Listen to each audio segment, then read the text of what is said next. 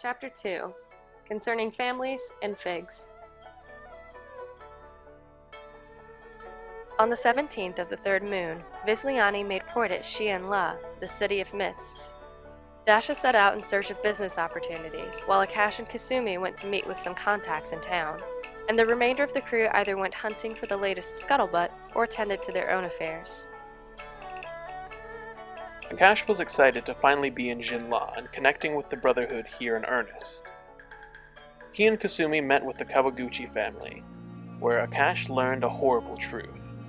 He knew the Brotherhood had become more fragmented after the Dark, but the degree of separation found here irritated Akash to no end. For Akash, the Brotherhood, his Brotherhood at least, was his real family, and last names meant very little. Here in Jinla, factions of the Brotherhood seemed stronger and more tightly knit than in Rakosis because they organized themselves around the major families within the Brotherhood. However, their loyalties ultimately lay in the family, rather than the Brotherhood itself. Akash strongly felt the need to correct this reversal. Akash, Kasumi, and their contact Kenichi discussed the groundwork of a plan to bring the families back under the umbrella of the Brotherhood. After their discussion, Kenichi suggested that Akash go out and learn more about the state of the Brotherhood himself by visiting a few locations. Upon their return, Akash learned that Dasha had located and secured a deal with a jeweler named Akiyama Haruka to be the exclusive partner for Akash's gem trade in Jinla. Not knowing which families this business person might be connected with, he was initially cross about her decision, although he admitted Dasha had no way of knowing the complicated political issues plaguing the city. The next day, the crew took lunch at the Coiling Koi Inn and debated possible buyers for their fig cargo. Satara and the crew had uncovered gossip concerning the Rokuro winery, and discovered that, despite its popularity being the winner of the recent Cherry Blossom Festival, it had inexplicably ceased production. In the absence of the top prize wine, the second-place wine produced by the Nakashima winery was faring quite well. For the herbal fig concoction Dasha had brewed over the course of their voyage, Kasumi recommended the Pink Pagoda's owner as a potential buyer. While some considered the Pink Pagoda a snobbish pleasure palace or a cheap dive with delusions of grandeur, those familiar with it spoke of it as a quality establishment in which to relax. After some debate, the crew decided to try the Rokuro winery first. Upon the crew's arrival at the Rokuro winery, they noted evidence of recent vandalism. The owner, Rokuro Maki, informed them that shortly after his success at the festival, rumors and threats began to swirl about the winery, which then escalated to sabotage and violence. Barely a week ago, several of his workers were attacked in a nearby tea house, leaving some badly injured and unable to work, and others too afraid to return. Additionally, while the city guard had been alerted to the crimes, they had not been able to locate the perpetrators. This had brought production to a near standstill, and put Rokuro in an understandably difficult position to conduct further business. Suddenly, Akash, much to everyone's surprise and his accountant's well-concealed ire, broke out in fluent Manzokan, proclaiming something to the vintner. Uncertain of what Akash had said and Rokuro's reaction, Satara assured him they would be glad to see what they could do to set things aright. He agreed to purchase their cargo if the crew could put an end to the violence and get his men back to work. With that, Satara and the crew headed to the Silent Thunder tea house to begin their investigation. A man at the tea house who had witnessed the altercation informed them it began after some strange men began slinging insults about the vintner, and his workers stepped up to defend his honor. He recalled one assailant in particular, a violent man with a partially shaven head and several scars. The man had beaten one of the workers nearly to death before his comrades pulled him out of the tea house to avoid capture by the city guards. Next, the crew visited the home of the critically injured worker, Yamasuki Koki, nicknamed Kiki. The stalwart but bedridden young man told them what little he knew. Disconcerted by the extent of his injuries, Satara sent Mezi to fetch Diallo. She also learned from his younger sister Sayuri that a menacing man with snake tattoos had come by and advised her that they should not leave the house. It became apparent that both siblings were wearing a brave facade for the sake of the other in the face of this dire situation. In the end, Koki agreed to write to the other workers, urging them to return, while Satara showed Sayori some methods for defending her home should the threatening men come to call again. Meanwhile, Akash sent a message to his contacts in hopes of gaining some helpful information. Once Mezi returned, the crew left to meet with Diallo at the vintners to update him and decide their next move. After leaving the winery, Mezi noticed two overly interested men watching them. The crew took a meandering route back to the Yamasuki home, and as Diallo was inside introducing himself to the siblings, Mezi signaled to Akash that she had spotted their tail. Akash slowly crept from behind the house until he saw the men. When their eyes met, he conjured the wind, billowing forth in an intimidating display, and the men bolted. Akash gave chase and nearly caught up to one when he was struck from behind by a metal dart. Catching up, the crew discovered Akash lying in the street. Realizing the dart may have contained a paralytic poison, they took the sour Akash back to Koki's for treatment. After debating the possible origins of the dart, the crew returned to the ship to rest, leaving Diallo to watch over Koki and Sayuri. The next morning, a message arrived for Akash. Having recovered quickly from the poison, he set out promptly as he had business to attend to. The rest of the party went out to visit other workers from the Rokuro winery. While some were unwilling to take the risk, others were more sympathetic to Koki's message and agreed to return to work. Akash first visited Kenichi, who did indeed recognize the men responsible for harassing Rokuro's workers. The thugs were often hired muscle for their brotherhood rivals, the Yamuchi, who, as it so happened, were also patrons of the Nakashima winery. When Akash showed him the dart and recounted the attack from the previous afternoon, a dark expression passed over his face. Kenichi remarked that it was very possible Akash and his crew's activities had caught the attention of the Ryu, a mysterious clan who were also known associates of the Yamuchi. Akash thanked Kenichi, who returned with a warning to tread lightly. Next, Akash went to meet with his new business partner. Upon entering the modest establishment, a young woman came out to greet him. Dressed in dark, somber colors, she introduced herself as Akiyama Haruka. Showing him around the shop, she told him how she had recently inherited the business after the passing of its previous owner. The Yamuchi family had taken to looking after the shop ever since, for which she was grateful. Akash offered her a deal on his pieces with a very generous commission, which she accepted, though she seemed rather overwhelmed by his kindness.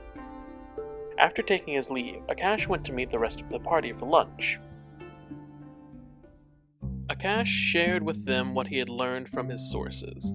The men who were behind the vandalism of Rokuro Winery and harassing his workers were led by a thug named Tsukuda Nobu.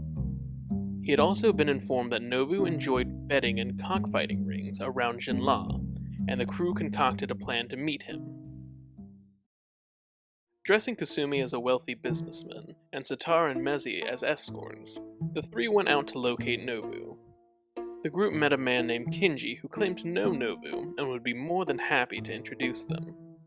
Under the guise of looking for a distributor for their fig-based aphrodisiac, Kasumi offered a sample to Kinji as well as a night with Mezi to test its potency, which was more than enough for Kinji to lead the three to an arena that Nobu frequented. While there, the group bumped into Nobu, no thanks to Kinji.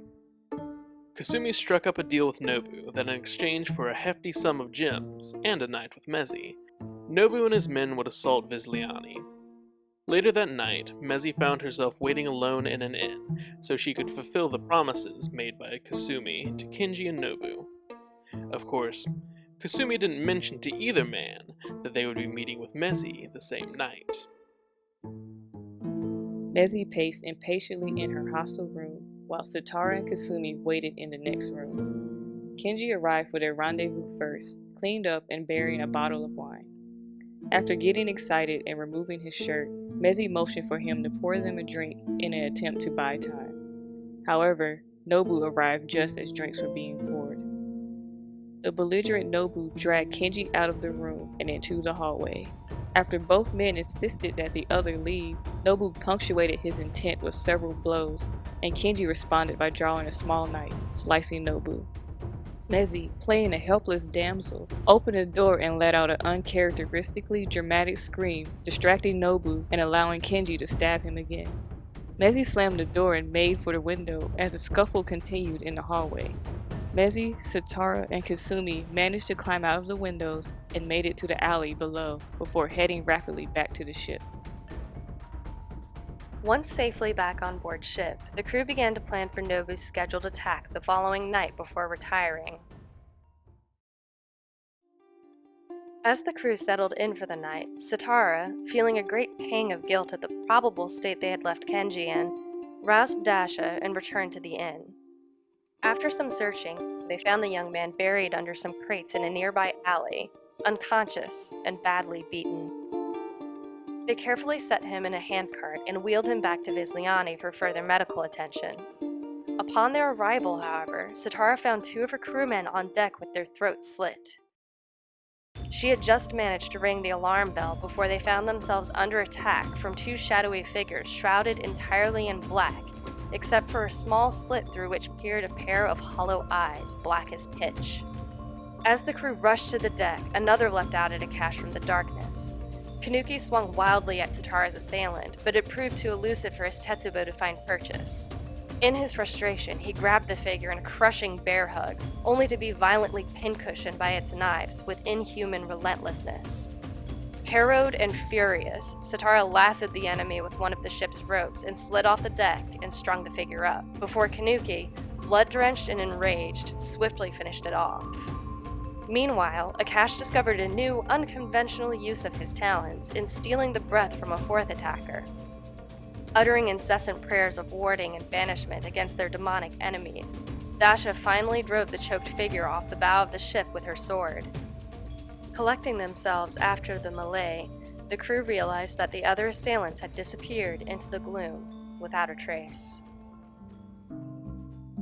Responding to the alarm and ruckus, members of a neighboring ship came by to investigate, then rushed off to retrieve the dock guards and their ship's surgeon. Omdal Victorson Adrianus Descadad aided the wounded on deck, and Dasha took Kenji below to begin treating his injuries.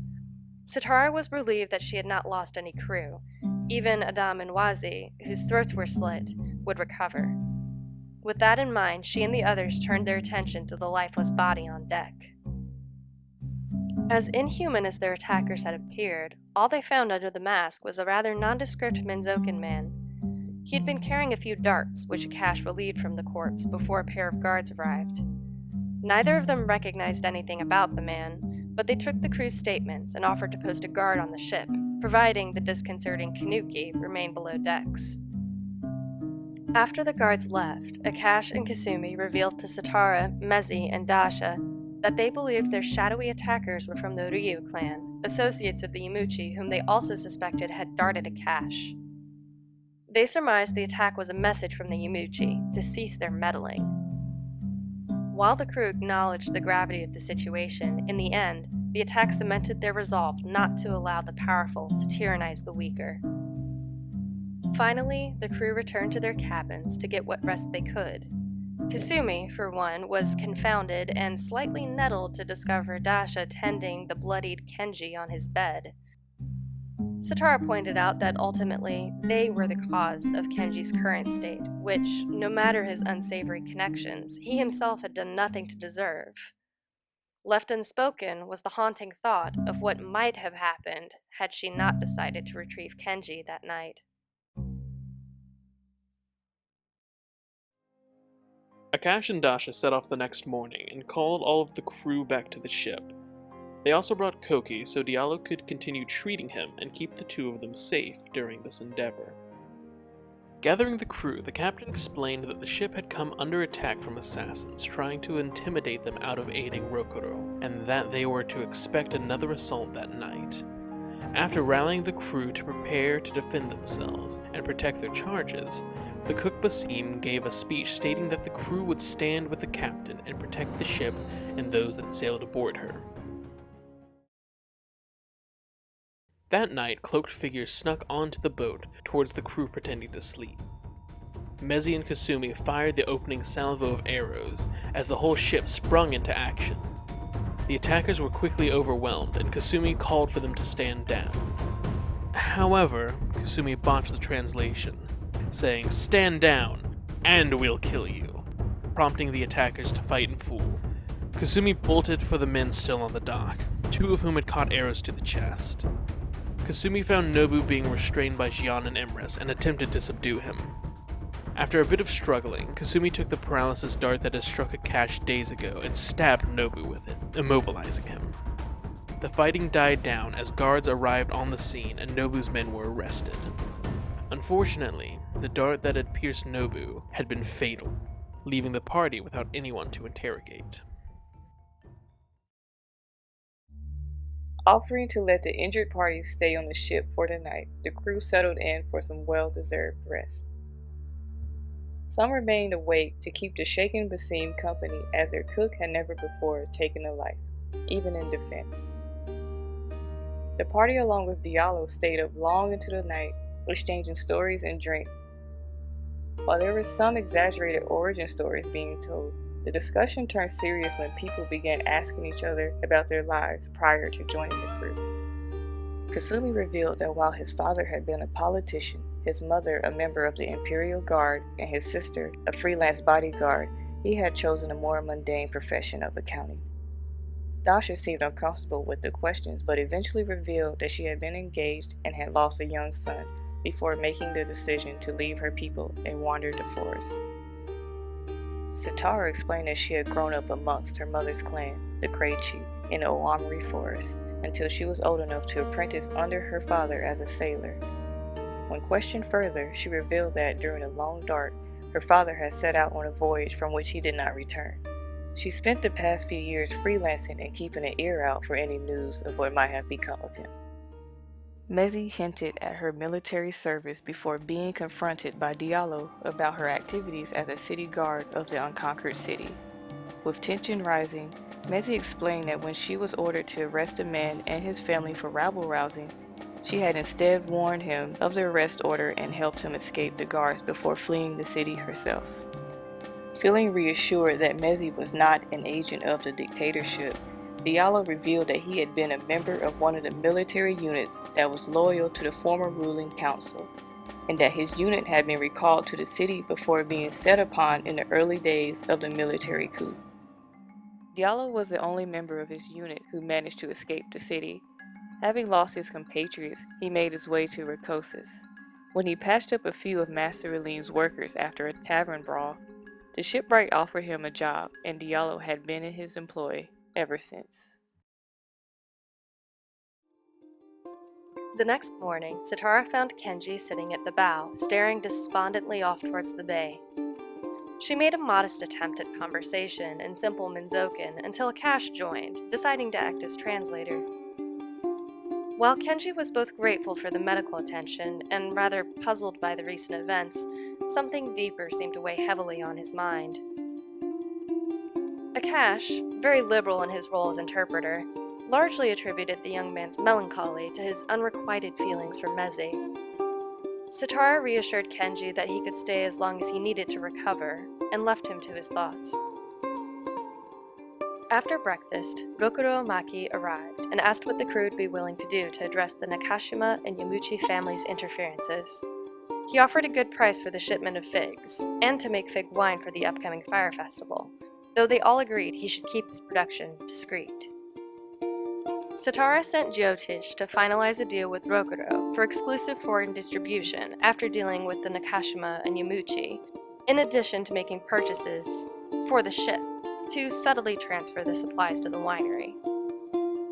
Hoping to uncover anything useful to aid in their plans, Kasumi, Mezi, and Sitara spoke with Kenji again. He informed them the Yamuchi were involved in illegal dockside gambling, and revealed the true reason for his brooding manner, as he expressed his regrets for having planned to swindle them the night they met. Akash and Kasumi met with their Brotherhood contact to further discuss plots against the Yamuchi family. Since Akash and Kasumi's party seemed to be effectively applying pressure on the Yamuchi and Nakashima, the Kawaguchi decided to capitalize on the opportunity this distraction afforded, and place their own agents within the Yamuchi house to see what information and advantages could be gained. They also learned the truth of Haruka's unfortunate circumstances. The Kawaguchi informed them that Yamuchi had attempted to move in on her husband Tsubasa's business. When he refused to budge, they had him killed before offering their assistance to Haruka in her time of bereavement and need. After tapping his source, Akash returned to the party with a plan to distract the Yamuchi guards during the fire festival, so that his mysterious contacts could infiltrate their estate to retrieve evidence of their crimes to take to the city guard.